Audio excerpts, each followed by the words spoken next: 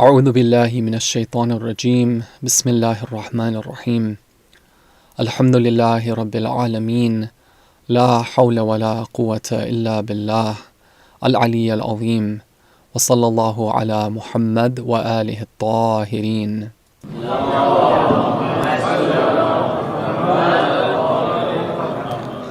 Allahumma salli ala Muhammad wa ali Muhammad. Respected elders, brothers and sisters, Assalamu alaikum wa rahmatullahi wa barakatuh. I hope that all of you are doing well. I pray that Allah Ta'ala is blessing you with the best of blessings in this month of Ramadan, and that you are able to take the best opportunity of whatever remains of this blessed and sacred month. Just one point of reminder as to start off for myself and for all of you regarding the month of Ramadan. One of the purposes of fasting and commemorating the month of Ramadan is to help us remember the hereafter.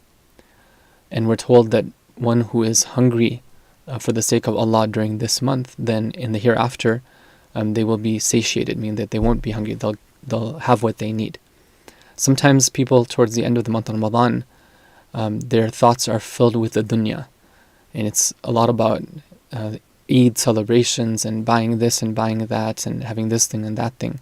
Of course, celebrating the opportunity to worship Allah, seeing family when restrictions aren't in place, of course, and feeling happy for the blessings of Allah and being thankful to Him, gathering with mu'mineen. These are all good things, but we should be careful not to let shaitan steal away the good things that we might have accumulated during this month, and also to divert us from the purpose of these last few days of the month of Ramadan, which is to help solidify and to solidify and strengthen that foundation that Allah Ta'ala has helped us to build by means of our ibadah during this month.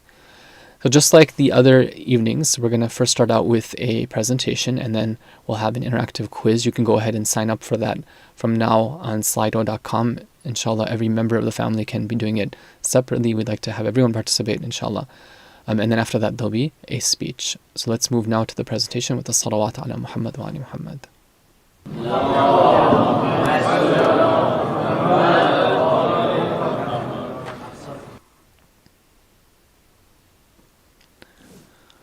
Okay, our parable for today is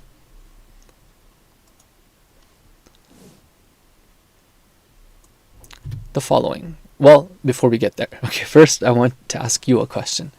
What is this? So describe the scene in front of you using descriptive words. You can share your description with the people in your home. Tell them what it is that you see. So I'll start out with you. I gaze upon a mountain far in the distance. And what else? So then you can fill in the blank there. Okay. Now that you've gotten a good look at it, okay, let me ask you this question. Did you say that there's a nice lake underneath the mountain? If you did, then I wouldn't be too surprised, because it kind of does look like a lake, but actually it's not a lake. Sorry to disappoint you.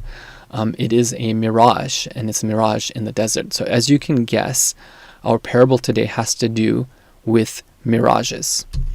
So the verse is from Surah An-Nur. Please take a look at it while you hear its recitation. أعوذ بالله من الشيطان الرجيم. بسم الله الرحمن الرحيم. والذين كفروا أعمالهم كسراب بقيعة يحسبه الظمآن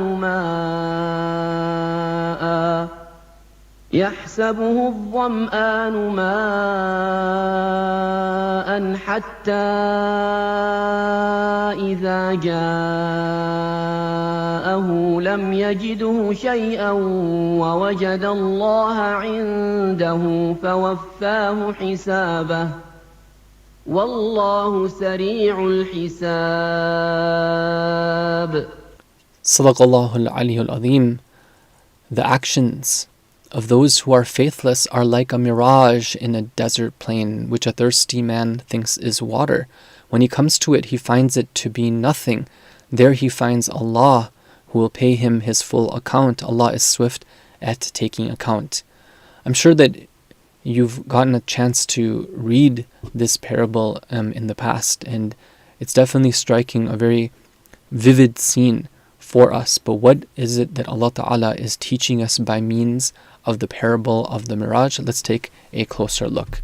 So, first of all, a little bit of science. How and why does a mirage form? Here you have the guy, he's walking on the road, and he sees a mirage on the road. You can see mirages in the desert, and you can see them on the road as well. It happens.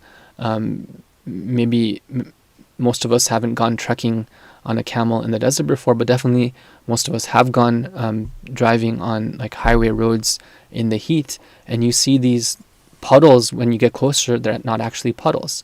So what is that puddle of water? If you take a look here, there's some light that goes directly from the sky into somebody's eye. That's like the line on the top. Okay, and when the person's looking at the sky, they see the light, they see the sky, and it's coming, that's what it is, it's a sky. But there's other light from the sky that comes down, and because there's a big differential between the cool air and then the hot air that's near the surface, think about like a tarmac surface or a desert surface, because there's a big sort of differential there. When that light ray comes down, it gets diffracted. And then it bounces back up into that person's eye, and rather than seeing the sky in the sky, they see the sky being reflected as if it's coming from the ground. And so they mistake the sky as the ground, right? So when we saw that picture, in the first slide that I showed you, that was actually the sky being reflected on the ground. And because of the heat that's right close to the ground, that's how that's how anybody who's taking a picture would see it. So that's a little bit about the science of a mirage. Now, let's look a little bit closer. Now, first of all, what is it that we know about a mirage or a sarab? A sarab or a mirage, it tricks you to see something that's not actually there. Okay, that's something that we know, and definitely Allah is making use of that parable. Okay, it's something that it looks like something, but it's not actually that. The other thing about a mirage is that a thirsty person who's going in the desert, now let's say they see a mirage in the distance, they get really excited and they make their way towards that mirage. Now when they actually get there, they're not going to find anything there. But in the process, they've actually tired themselves out. So that process of going to the mirage actually makes them even more thirsty. So this is also something that we can keep in mind when we're trying to understand the parable of the thirsty man going to the mirage, that not only is not going to find anything there, but that whole process is going to make him more and more thirsty. What he's really looking for, he's not going to be able to get. So keeping that in mind, let's look at some questions that might come to mind about this parable. So first of all, what does the mirage represent? The mirage in this case represents the actions or the fruits of the actions of someone who doesn't have faith. Now that person could be an idol worshiper, so they're doing actions for the sake of the idols. Because Baal, there's an idol called Baal. Because Baal, I want to please Baal, so I'm going to go and sacrifice a goat. Okay, and I'm going to offer it to the idol. Or maybe somebody believes in human idols, right? They worship other human beings. A lot of people, unfortunately, they when they listen to other human beings above God, and they consider them to be more influential in their lives than God. And so they do things for the sake of other people rather than Allah Ta'ala.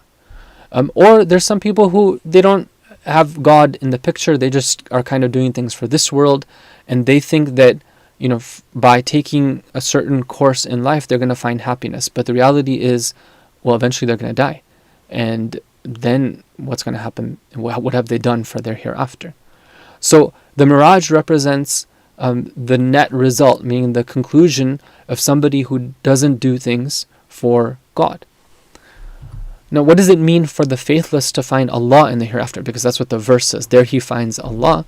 What it means, according to the Mufassirin, that they will realize that only Allah rewards actions. First of all, if they didn't know about Allah, in this world, then they will come to realize that everything is from Allah, everything's by Allah in the hereafter. And what they realize is that the results of actions is something that is in the hands of Allah. It's not about me and you to determine, well, if I do these things and this is what I should be getting. Even in this world, it's obvious. There's some people who do certain things and then they become like the CEO of a big company and they make big bucks. Another person does the same thing and they don't make it big like that. Meaning that what? Meaning that it's not a hard and fast rule. It's something which there's a lot more involved in terms of what makes somebody worldly successful. But in the hereafter, it will be even more clear to people that it's not about just us and what we want and our deciding what's good and what's not good. No, the creation was done by someone else, and the path towards success is laid out by someone else. And if we don't follow that path, and we take our own path, then we're going to end up having nothing to show and nothing to meet us in the hereafter. Now let's go to look at some points of reflection. So, first of all, point number 1, good actions without intention won't yield results in the hereafter. إِنَّمَا الْأَعْمَالُ بِالنِّيَّاتِ, as Rasulullah sallallahu alaihi wasallam is reported to have said. Actions, the reality of actions, what makes them an action is not just what you do, but why do you do it? For whose sake? When you're having attention on whom? Whom do you see as being the one who enables you to do this? Whom are you grateful for this opportunity to do the things that you're doing? So in order for us to not find a mirage, but to find actual water, inshallah, the pond of Kawthar, then we have to be having the right spirit behind our actions. Also, there's this, this question that comes up that what is my responsibility? Is it to do as many things that I can do, or is it to try to focus on quality? Now, of course, quantity is not a bad thing, and in some cases we're encouraged to do good deeds and to do as many of them plentifully in all different dimensions. When it comes to the way we treat people, when it comes to the smiles we give, when it comes to the gifts that we give, when it comes to charity, when it comes to service, when it comes to helping the oppressed, when it comes to ibadat, Quran, so many things in all dimensions. That's great. But that's not enough, meaning that the quality is also important. It could be the case that there's somebody who reads, let's say, 5 pages of Quran or 2 pages of Quran, but they do so purely for the sake of Allah. And there's another person who reads a whole juz of the Quran, but they do so just to get done with it. And maybe that second person, that the reality of that action, how much it helps them will be much less than the first person who did this for the sake of Allah. So this is something to think about. How can we put more quality into our actions? And one of the ways we can tell this is that the same way that a faithless person will still be thirsty, in fact, they'll be more thirsty for that true spirituality that is part of their fitrah, it should be the case that a believer, when they perform actions, they do find some quenching of that thirst. And if it's the case that by performing actions we don't find a type of spiritual fulfillment, and we're also staying away from haram, we're observing the other commands of Allah, then we have to be looking at our intention and asking, well, why is it? I mean, it should be the case that as I do this ibadah, as I do this type of infaq, as I do this service for the sake of Allah, that it is something which is giving me a type of spiritual quenching. Now, one question for us to ponder upon, that can you think of other types of mirages other than a mirage in the desert? Well, that we already talked about. There's one on the road. Are there other places where mirages show up for people? What about mirages of thought and belief? Right? Sometimes we have a mirage when it comes to the net result of one's actions. Sometimes people are operating according to certain guidelines which are actually just a mirage. They think that this is what's right. This is the path to success. Actually, all it boils down to is something that's appeasing their low desires. So we have to be careful when it comes to mirages of thought. These days, fake news is very good at this. I'm not talking about the fake news that the way that some politicians talk it. I'm talking about like most mainstream media news. Unfortunately, there's an agenda behind it. There's a lot of, in academia, there's agendas. There's a neoliberal agenda. There's agendas which try to present things as truth, but actually they're mirages. And we have to be careful and make sure that we detect these. We have to always be seeking the truth and asking Allah to show us the truth. May Allah Ta'ala help us to understand the Quran, to apply it to our lives, and to convey it to others. Let's recite salawat ala Muhammad wa ali Muhammad.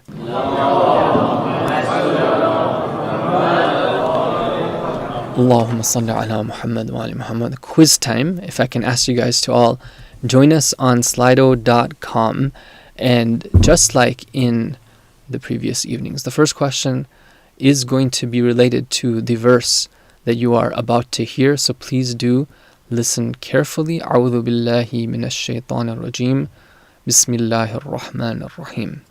الصابرين والصادقين والقانتين والمنفقين والمستغفرين بالأسحار.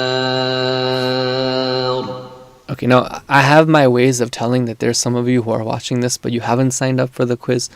It's really up to you, but my recommendation is that do it. It's fun. Once you try it, then you'll realize what you've been missing out on. So inshallah, you can join us. All right, we're going to listen to that verse one more time, and then we're going to start the quiz right after that. So get ready. الصابرين والصادقين والقانتين والمنفقين والمستغفرين بالأسحار. Bismillah, we are going to start the quiz. My only advice to you is please pay attention to the question and the answers carefully. Don't be hasty.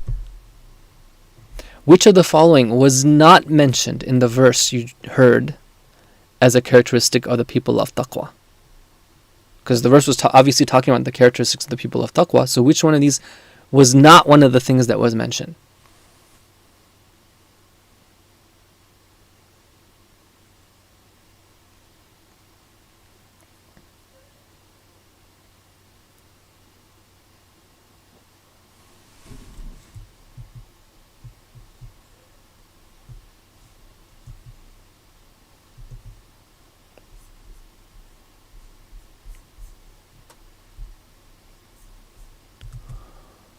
Okay, so let's see here. Most of you selected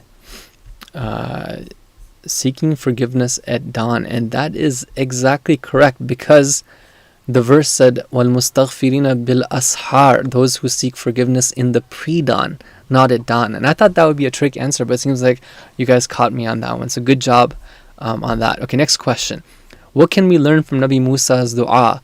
Rabbi inni lima anzalta ilayya min khairin faqir. Oh my Lord, I am indeed needy of what good you sent down to me. That's from yesterday's speech.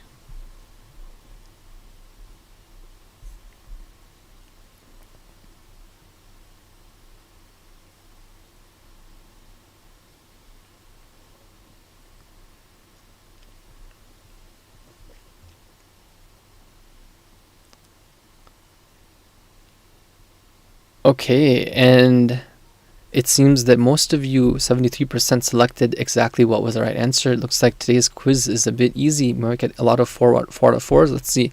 Okay, next question is, this is from yesterday. Slag rises to the surface, but blank lies beneath, while river foam rises to the surface, but blank lies beneath. This should be very easy because you all were paying attention yesterday.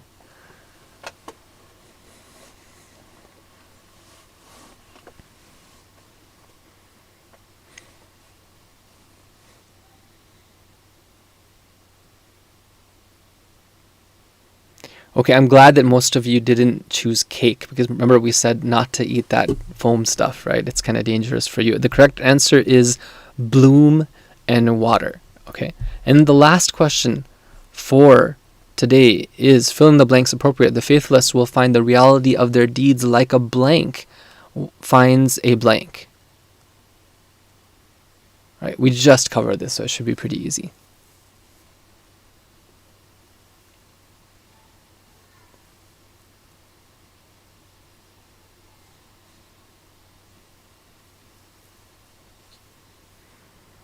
So either the questions are getting easier or the participants are getting better at answering them, because most of you selected, once again, the correct answer. Exactly, it's Dham'an and Sarab. So let's look at our leaderboard for this evening. We have Sayyida as our leader at 4 out of 4. Then we have Hamza and HAK and Jafar Ali and Imtiaz and Mirza A. Is that Brother Mirza Aslam? And Sister Fatima and Zoha and Medina, all at 3. Great job to you guys, and congratulations to everyone else who participated. May Allah bless you all, and may He all make you lifelong students, and those who act upon the Quran, inshaAllah. Wa sallallahu ala Muhammad wa alihi at-tahirin.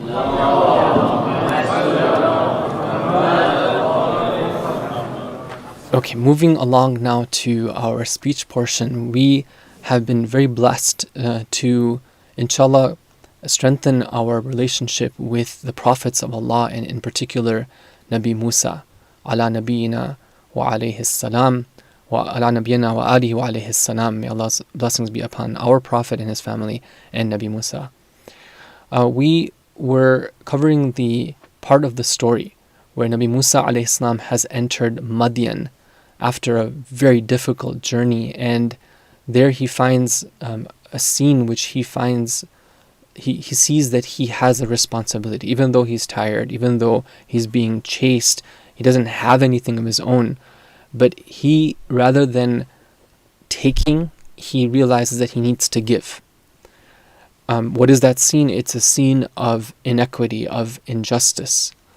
It's also a scene where he understands that there are people who are pure and pious people who need his assistance. So he finds that, okay, because he could tell that these 2 women, the way they were holding themselves, the way they were holding back their sheep, he realized that these were believing women, and he had a special responsibility towards them.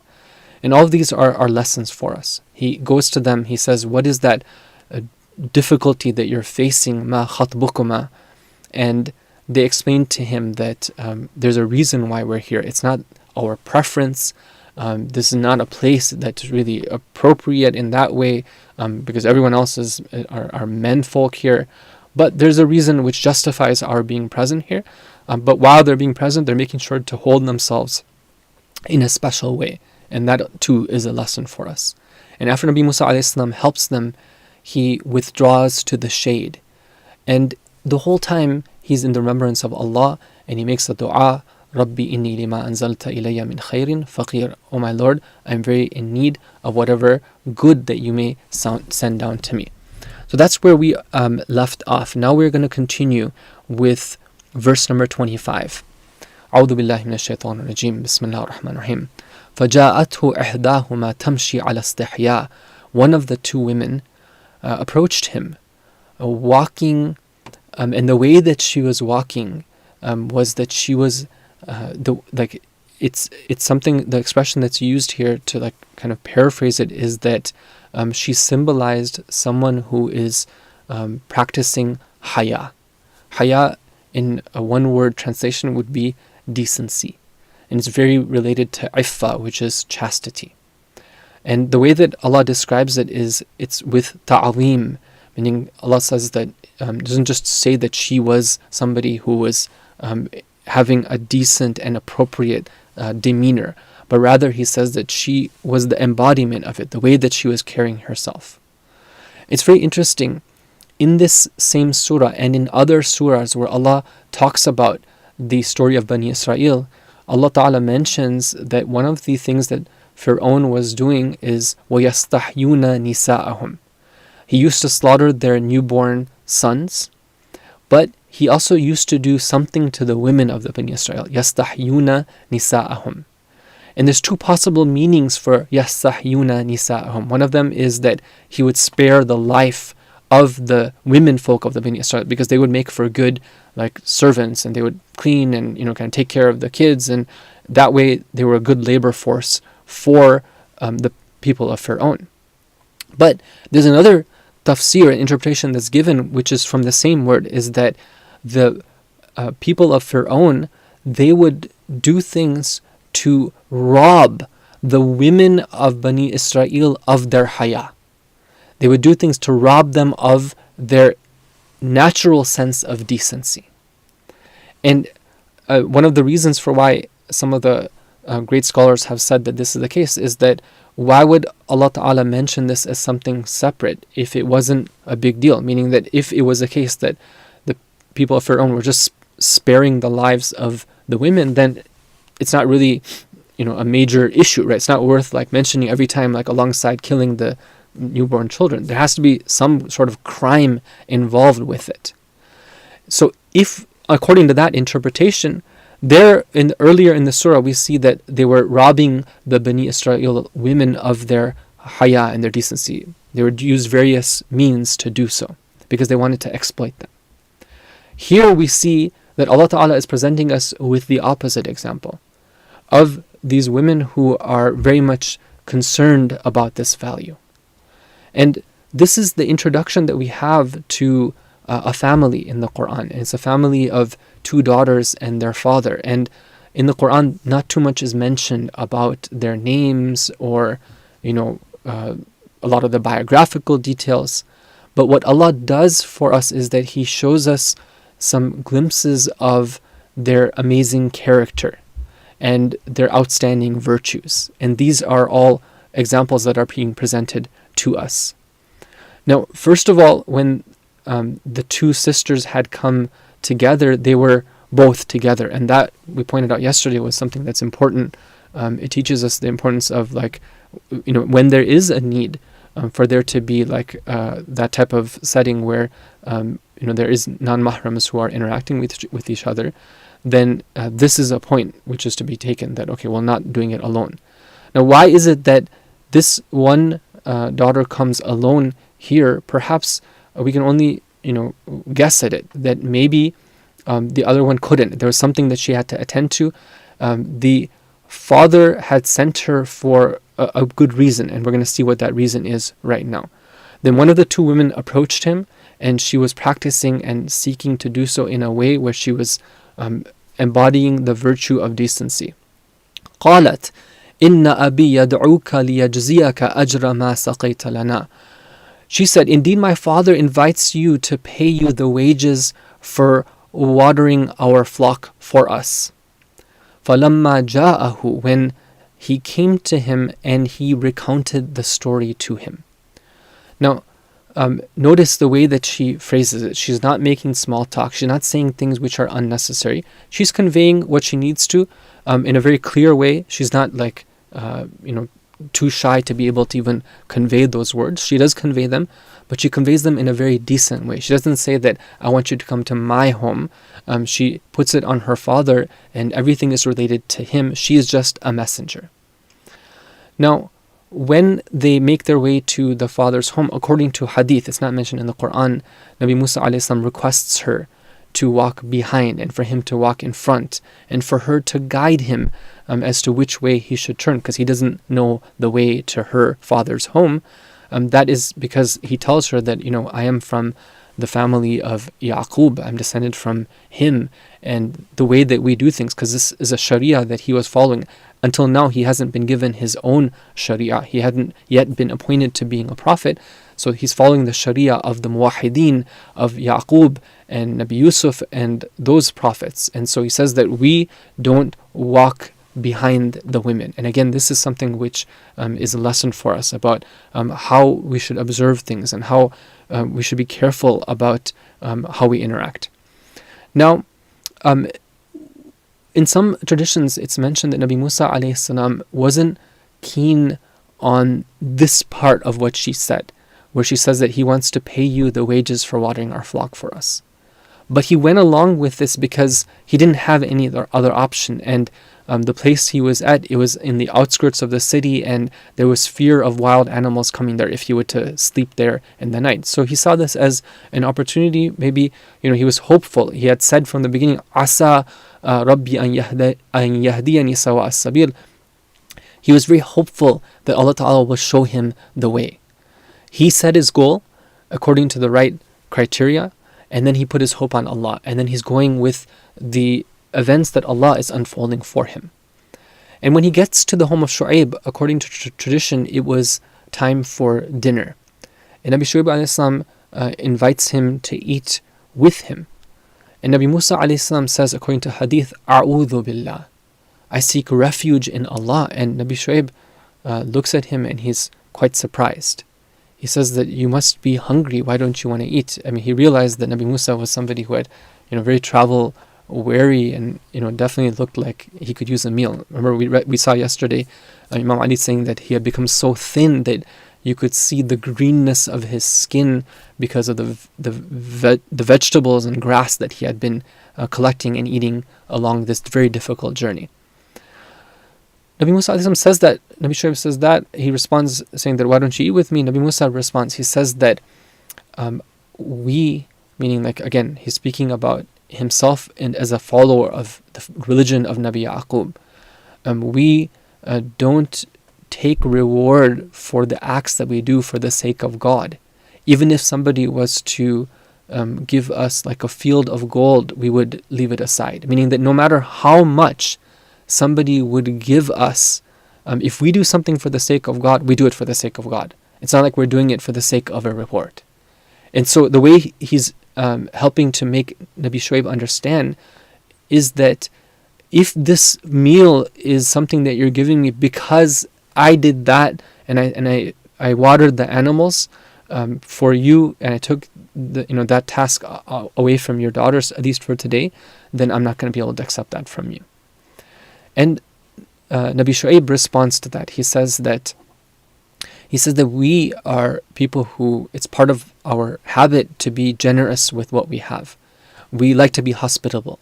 So it's not out of that I'm trying to repay you for this, but it's out of the hospitality that I'd like to show you. So please accept my hospitality. And when he says that, then Nabi Musa ﷺ accepts that. Now, brothers and sisters, some of the Mufassirin have pointed out that this is one of the few places that we see the interaction of two prophets. One of them is already a prophet, one of them is a prophet to be. And we see them interact over matters that we would normally consider as mundane. Let's have a meal. Okay, normally we think about prophets and it's like, okay, let's talk about Jannah and Jahannam and, let's like part the sea and let's like, heal the blind and all these, which of course are very important and very necessary for us to learn about and study. But here's the beautiful opportunity for us to see how did they interact with each other over things which are quite ordinary, like eating a meal. And you see how they demonstrate these qualities of ikhlas, doing things for the sake of Allah. How they demonstrate the qualities of generosity, that we want to share things. For us who have mostly grown up, the younger generation, although maybe I'm not so young anymore, but those who were maybe raised mostly in the Western society, it's sometimes a bit surprising to us to see the spirit of generosity that maybe our parents have, or those who come from Eastern societies. For example, in the month of Ramadan, how much they're keen on providing food to others, and they'll go to great lengths to like deliver that food. Even right now, they'll go and deliver it home by home. If they can't have people coming home, they'll go to their home and they'll bring it to them. And these are lessons for us, and these values stem from the values taught to us by the prophets, by the Ahlul Bayt alayhim salam. The value of ikhlas, you see that Nabi Musa alayhi salam, after he does this difficult task of feeding and watering those animals, he doesn't go and like kind of give himself a pat on the back. He doesn't take a picture and put it up on Instagram and say, look at what I did for these people. Rather, he actually goes to the shade and he mentions that, oh Allah, I am faqir. I am somebody who is in need of any goodness that you send down to me. Even though definitely he was wanting some food and some help at this point, perhaps we can also understand from this that even this good act that he was able to do, he sees himself faqir to Allah for being able to perform that good act. After all, it's tawfiq from Allah. It doesn't come up every day where somebody has this scene of being able to defend those who are being oppressed, and it's an honor to be able to do that. Allah chose him to be able to do this. So he sees himself as being thankful and needy of Allah for being able to do this good. That's what you call ikhlas.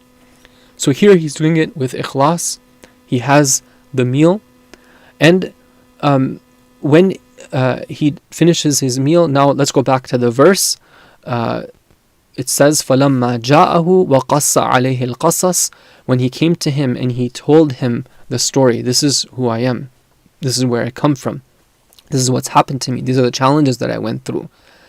Then what does Nabi Shuayb alayhi salam tell him? He says, قَالَ لَا تَخَفْ نَجَوْتَ مِنَ الْقَوْمِ الظَّالِمِينَ.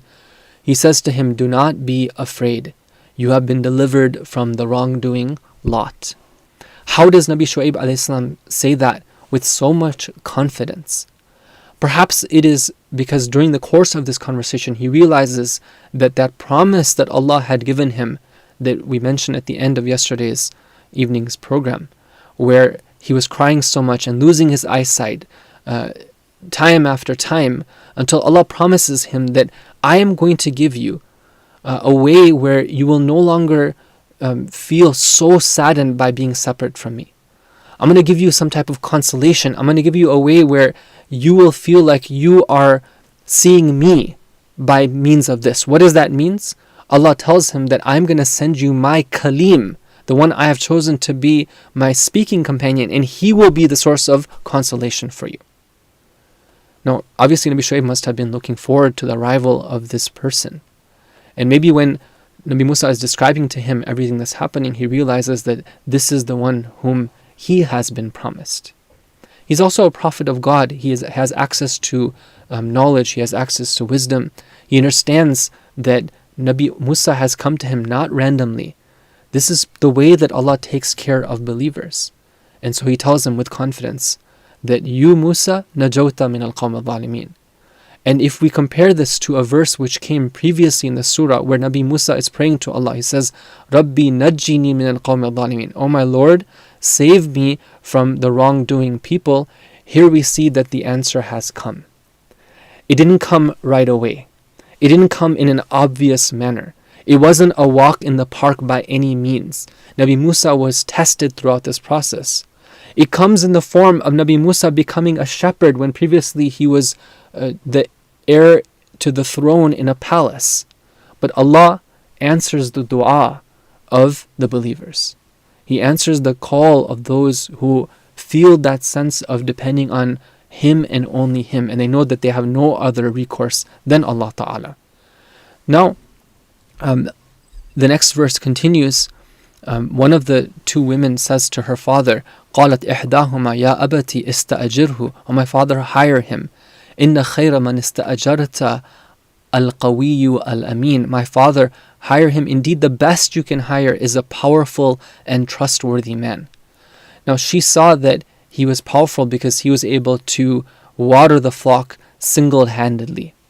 And maybe she can also see, because Nabi Musa was known to have be a strong person, right? Previously we saw that he just struck that man once and the man fell dead. He was strong. What about him being somebody who was trustworthy? Now, what had she observed? She had seen the way that he had interacted with them initially. It wasn't the case that he saw these two women and he said that, okay, this is haram, I can't go anywhere near them. Okay, he realized that there were two women who were non-mahram to him, but he also realized that he had a duty, and the way he went about doing this was outstanding. The way he conducted himself. He could have, after watering the flock, he could have gone to them and struck up a conversation, maybe asked them for if they knew anybody in town who could help him. But no, he was just like they were ala istihya'in, Nabi Musa was ala istihya'in as well too. He was the embodiment of haya. And this for them was something which caught their eyes. And here's a huge lesson for us as well, brothers and sisters. A lot of times we look at things and we think of things at a superficial level, like what's on the outside. We look at qualities like beauty and strength and physique and good looks and hairstyle and beard style or whatever, these type of things, right? And we say, okay, this person, I'm going to rate them on those type of things. But the Quran teaches us that those people who really are praiseworthy are those who have other qualities. Yes, for this purpose of being hired to help out, to take care of the farm and to do things around, in service to Shuayb, Musa alayhi salam, his strength would be used well. But what was really important is the fact that he was somebody who was ameen, somebody who was trustworthy. And these type of qualities for believers, they're very attractive. They catch the attention of a believer, and that's what lasts with them. Then Nabi Shuayb alayhi salam says to Nabi Musa, he says, "Indeed, I desire to marry you to one of these two daughters of mine on condition that you hire yourself to me for 8 years. And if you complete 10, that will be up to you. And I do not want to be hard on you." There's a point of analysis I would like to make about how is it that Nabi Shuayb alayhi salam speaks to Nabi Musa. Because again, we're talking about prophetic speak about something which is quite mundane, and there's lessons that we can take from that. But one thing I'd like to mention right now, which is a tarbiyah point that we can take away from this, is the first concern that Nabi Shuayb has for his daughters and for his own livelihood is that of marriage. And then he talks about things like, "Let me employ you and hire you." What does that mean? It means that for a parent, when it comes to thinking about the future and trying to help children and trying to guide them, yes, career and yes, education and these things, they have their own place in terms of importance. But God forbid that parents should be encouraging their children towards a certain path without taking into account the fact that there's other responsibilities and there's other things that we are meant to do in life other than just our career. Having a family is one of those things which is very important. Getting married to a righteous spouse is very important. And these things need to be part of what's considered, part of what's factored. Sometimes when we speak with youth, they say that our parents haven't even talked to us about this issue, and they don't want to talk about it until we finish like law school or finish medical school. It's like, well, what do you expect your child to do? Like, that's the beginning of potentially introducing a lot of fasad into their lives. So these are issues which the prophets would take seriously. They would concern themselves with that. They would have a plan for their children. They would be praying for their children. They would be looking out for their children. And yes, they would also be looking out for their livelihood and worldly, taking care of the worldly needs. But everything was part of a comprehensive look at what are the needs when it comes to tarbiyah. It's not just physical needs, but it's spiritual needs as well. May Allah Ta'ala help us to understand the teachings of the prophets and our prophet and the Ahlul Bayt and the Quran, and to apply it to our lives. Wa sallallahu ala Muhammad wa alihi at-tahirin.